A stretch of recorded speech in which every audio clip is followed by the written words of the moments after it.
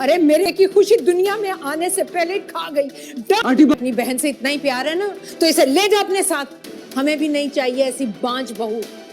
जलती है माहीन की खुशियों से, इसीलिए इसने ये सब किया है। तो मैं इससे बात करने की कोशिश करूँ, समझाने की कोशिश करूंगी। मतलब घबराने की जरूरत नहीं, मैं अकेले थे तो आज हम सब हैं।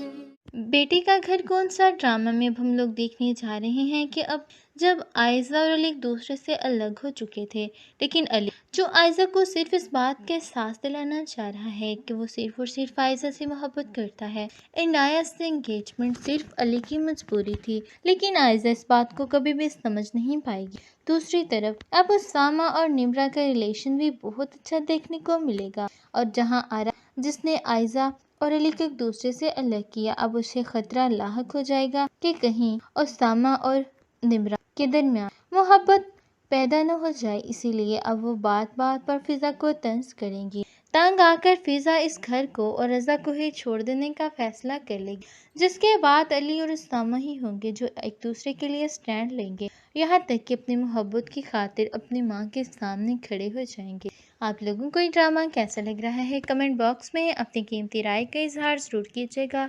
मज़ीद ड्रामाज अपडेट के लिए हमारे चैनल को सब्सक्राइब कर लीजिए। अगर आप लोगों को हमारी वीडियोस अच्छी लग रही हैं तो वीडियो को लाइक और दोस्तों के साथ लाजमी शेयर कीजिएगा। अल्लाह हाफिज़।